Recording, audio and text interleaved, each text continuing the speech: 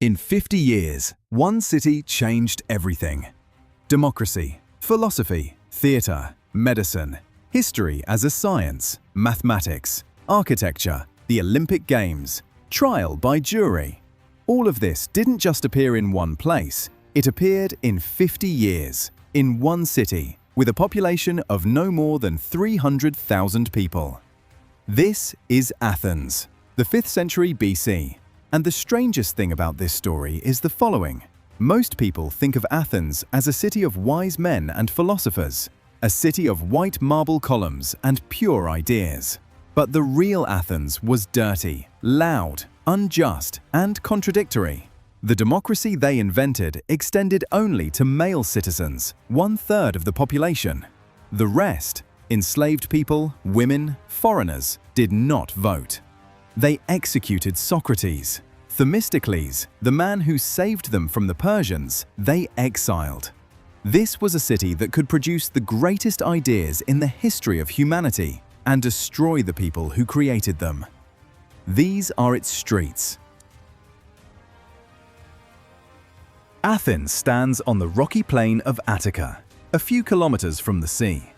At the city's center, the Acropolis, a rocky hill 150 meters high, inhabited by people 4,000 years ago. First a fortress, then the palace of Mycenaean kings, then a sacred precinct. By the 5th century BC, temples stood on the summit of the Acropolis, the greatest of them, the Parthenon. Built between 447 and 432 BC, 12,000 tons of Pentelic marble. 8 columns at each end, 17 along the sides. Inside, a statue of Athena in gold and ivory, 12 meters tall. But the Parthenon had a secret that not everyone knows today. It was not white. The marble was painted in vivid colors: blue, red, gold. The sculptures on the pediments were painted. Greek temples looked like decorated cakes. Vivid, almost garish by our standards. What we call classical white is simply the faded paint of 2,500 years. Below, at the foot of the Acropolis, the Agora, a marketplace and simultaneously the heart of democracy. It was here that citizens voted, here that trials were held, here that trade happened, here that arguments were made. To the north of the Agora, residential districts. Narrow, unnamed streets. Houses turned inward. Blank walls facing the street. All space organized around an open interior courtyard. Privacy was the central value. What happened inside the house did not concern the street. To the southwest, the port of Piraeus. This is what made Athens great. The silver mines at Laurion provided money. Piraeus provided power. From the 480s BC, the Athenians built a fleet, enormous by the standards of their time. At peak, 200 triremes. The trireme, with its 3 banks of oars, was the fastest warship in the world. Athens was a maritime empire disguised as a philosophical city. Begin with the morning. In 5th century BC Athens, male citizens woke early and went to the Agora. Not only to shop, the Agora was the place where business was conducted, reputations built, and political decisions made. To not appear at the Agora was to drop out of public life. Literally, officials who avoided public duties could be covered in red paint, shame visible to the entire city. At the Agora, they traded food. Fish, especially plentiful. Athens was a maritime city. Olives and olive oil. Wine. Pottery. Athenian black figure and red figure ceramics sold across the entire Mediterranean. Metal. Cloth. Enslaved people. In the colonnaded stoa sat philosophers. Not only Socrates, hundreds of people, who for a small fee or simply out of love of conversation were ready to discuss everything. The nature of gods, justice, death, mathematics, the structure of the universe. In Athenian culture, conversation was the highest art form. Adjacent to the agora, the courts. The Heliaia, the People's Court. Jurors were selected by lot from among the citizens. Trial by jury, another Athenian invention. Jurors were numerous, often 500 or more, to prevent bribery. And in the evening, the symposium. Not merely a drinking party, the symposium was an institution. Men reclined on couches, drank diluted wine from a mixing bowl, and talked, read poetry, argued about politics, played kottabos, flicking wine dregs at a target. Flute girls and hetairai arrived.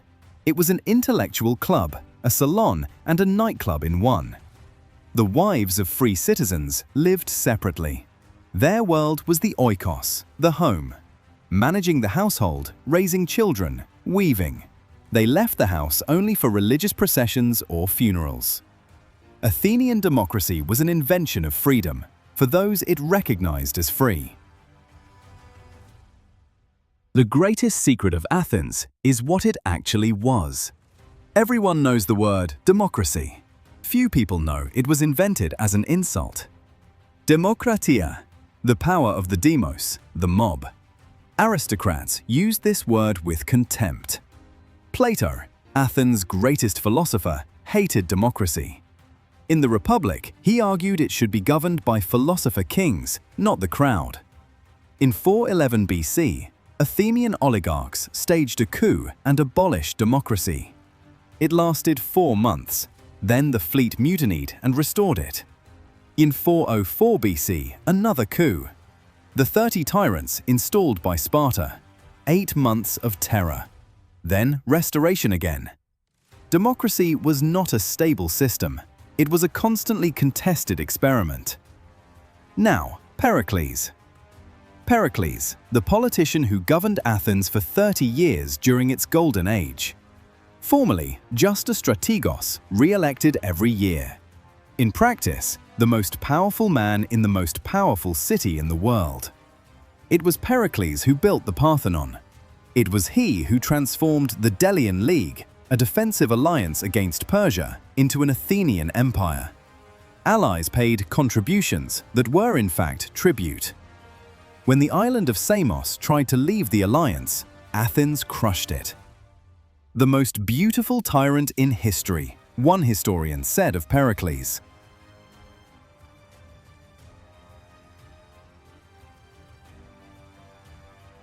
Athens destroyed itself. Not the Persians, not Sparta in the end, not Macedonia. Its own decisions killed it. In 415 BC, the Popular Assembly voted for a reckless adventure to send an enormous fleet to conquer Sicily. 200 ships, 40,000 soldiers, against Syracuse, the wealthiest city in the West. Alcibiades, the brilliant general who proposed the idea, was recalled to Athens in the middle of preparations, on charges of religious sacrilege.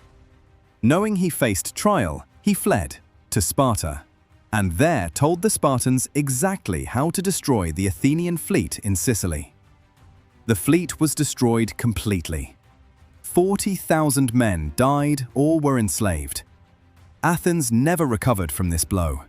The war with Sparta continued for 9 more years. In 404 BC, Sparta won. The long walls of Athens, connecting the city to the port of Piraeus, were demolished to the sound of flutes. The fleet confiscated. But even then, Athens did not die as a cultural center. Plato opened the Academy in 387 BC. Aristotle founded the Lyceum in 335 BC. Then came Alexander of Macedon, Aristotle's student. He conquered half the world, and everywhere his army went, gymnasia opened, theaters were built, Athenian texts were translated. Athens lost political power, but its ideas conquered the world alongside Alexander. The final blow came from Rome.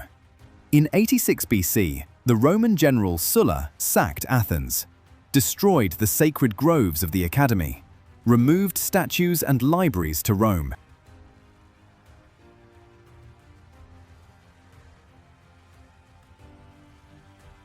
Athens existed as a great power for about 150 years. That was enough to change the next 2,500.